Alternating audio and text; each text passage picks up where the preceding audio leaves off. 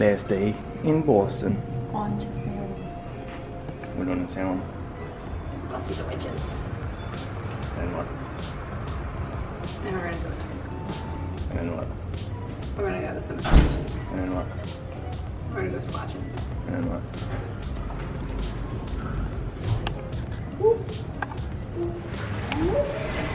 So where we're going, or do you wanna finish that now?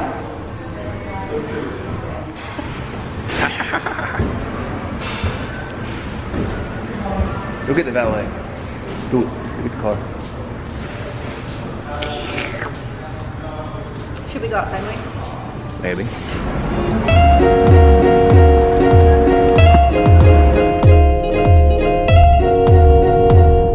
Oh, that goddamn Bunker Hill Monument. You see it? Over there. You want to climb that again? No. 297 steps. Say bye-bye, Boston. Hi, Boston.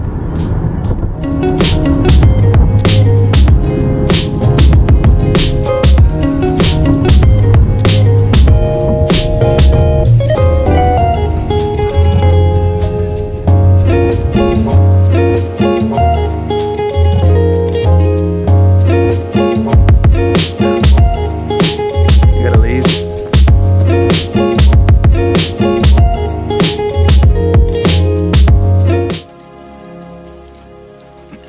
Paul!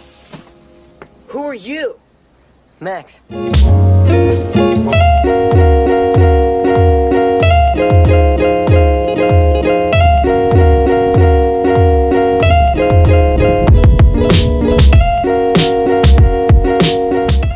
What you see?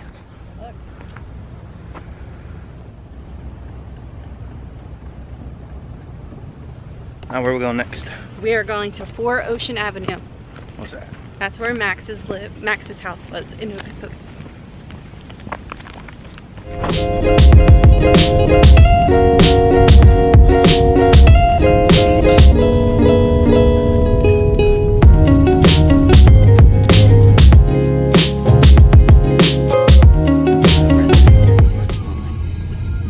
You getting footage for me? Mm-hmm. Which one? It's so small.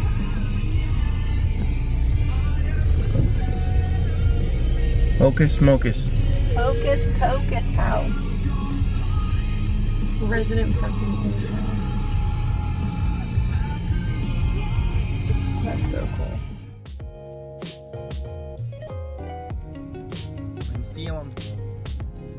There's a brewery. Is there? Right over there. Okay. Notch. You wanna go and get a drink first? Doesn't matter. Oh, it looks cool.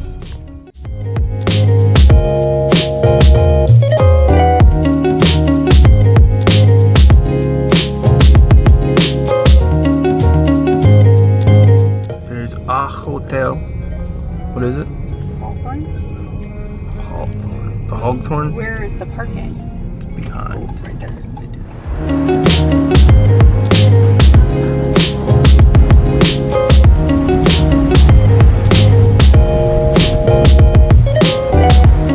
Cute and adorable, just like me.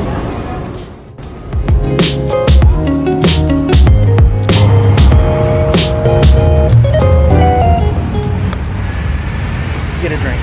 Come on. Beer. Pretty. First drink in Salem. Come on.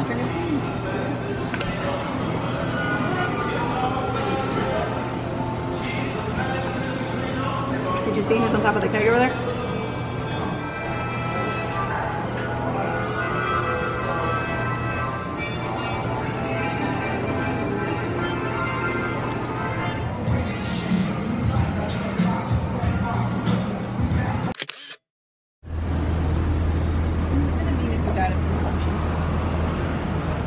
Means you got drunk. I like that door.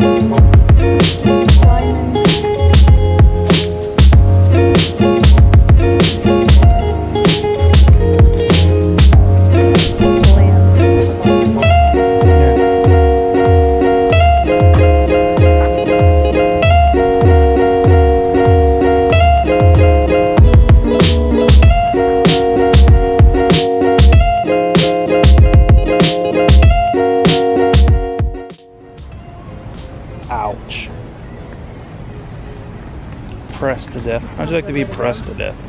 Huh? That's not a good way to go. I'd rather be hung. And hopefully your neck breaks in an instant.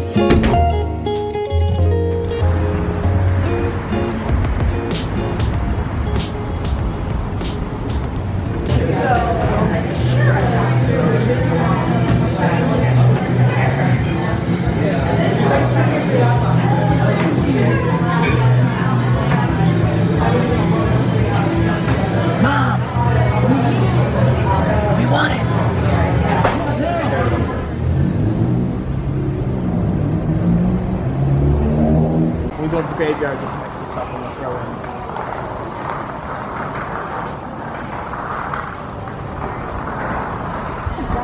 Oh, yeah, it's great. So after we step the dark, Scott, we take you through the city tonight. A couple things before we go any further. Firstly, important question. The area that you've all elected to come to today is called Salem. It's a city of 43,000 people, so we're trying to figure out where they hide everyone. At the time period that we're talking about, this entire area would have been known as Salem Town. Here's a very interesting diagnosis.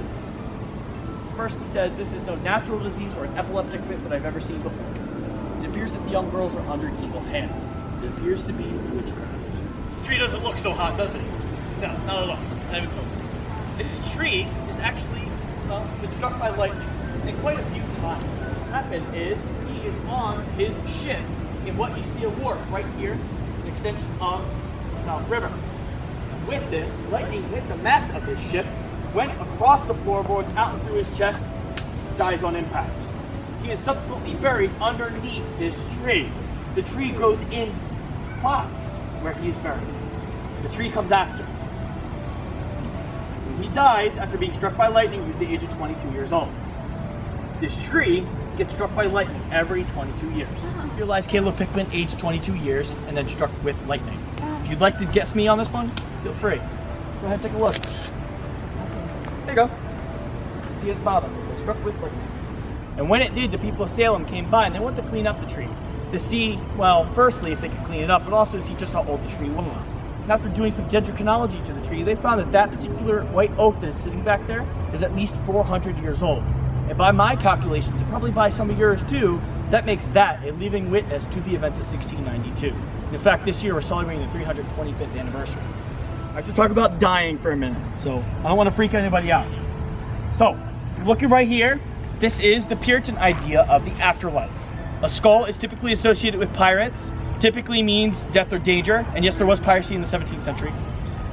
Then there are wings, typically meaning something angelic, something that can fly, something that's fleeting away from you. This is the winged death's head. This is written by the Puritans, and also people a little bit before the Puritans, but is a symbol of mortality for the people. Basically, when you're walking by this, it's supposed to tell you what's going to happen next. That your life will literally fly away from you, and that you will end up being a skeleton stuck inside the ground. This is into the later part of the 17th century, but definitely into the 18th century. And if you're looking at it, it's a baby face with wings. So it is an angel, completed. However, if you repent, you then can go into the heavens after all.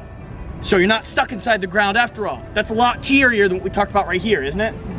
Now, so 17th century, 18th century, 19th century, you'll have either an urn or an obelisk, typically under a weeping willow tree, like you see here.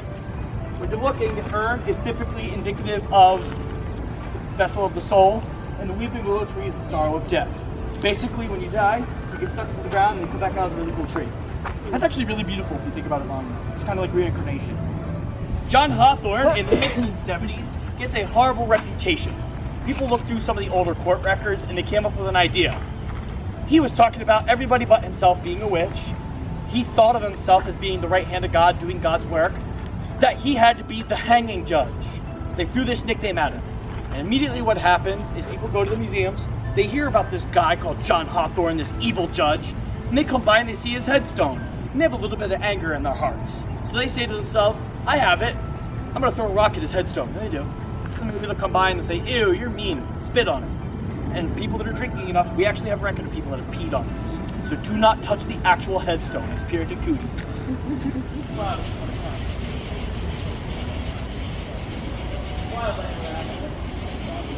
Around 1837, we became known as a city, so they stopped using it. They opened up a city hall instead. If you look up there, that used to be filmed for a movie. You know what I'm talking about? Yes, it's the ending of Hocus Pocus. They say they're gonna put a spell on you, and they come outside and say, what a night. If you get a picture of the building, feel free to do so. As soon as you're ready, we'll start to move on. Ooh. Bureaucracy is scary enough, right? But for those of the people working inside of the jail in 1692, where people have been incarcerated here in Salem. Now, the conditions inside this jail are awful at their best. In fact, they're probably some of the worst conditions you're ever going to hear about. Firstly, the structure itself is about the size of a memorial, built partially above ground as well as below ground. And on occasion, what will be taking place is, well, depending on your socioeconomic status, depends on whether or not you're upstairs or downstairs. Somebody of my socioeconomic status, I'm getting put in the bottom floor. What is a standing cell? Roughly this wide by about this wide. I'm unable to fully lie down. If I want to take a nap, I can put my feet up against the front door and lean back against the other wall in hopes of catching a nap. People with a little bit of extra money can get a bigger room that they can fully lie down, but that will be taxed for things like pillows, bedding, and blankets. There is a lady going from the downtown area over to the jail who will be giving people food and water. She'll be leaving with an empty cart. Eventually people start to see this and they catch on. And they start raising doubts about why she's going over there. And they get an idea. Oh, maybe she's actually giving people food and water inside the jail. We can't do that. So they charged her with witchcraft and she'll be arrested. Held inside that jail. When she's asked to identify herself, she gives up a name. Lady Phipps.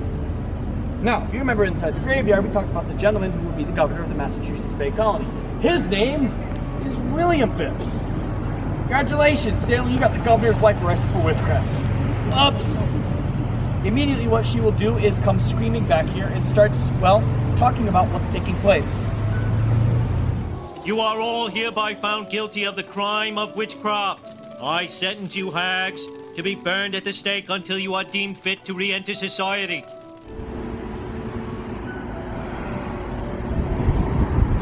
Bart Hawthorne, he invented the frog. Ooh.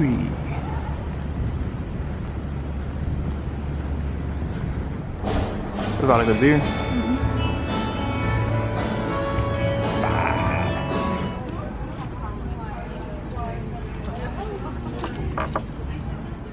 I'm really over it.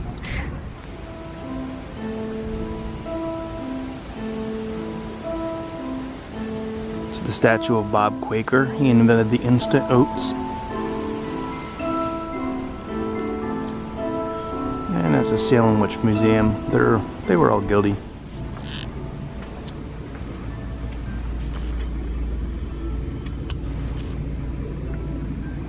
There's a ghost in there. Her name's Tina. She's a llama.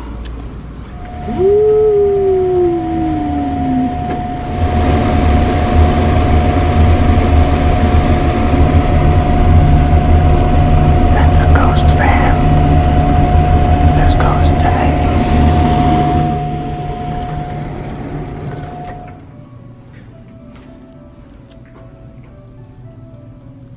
This is room 210. There's an ash monster here.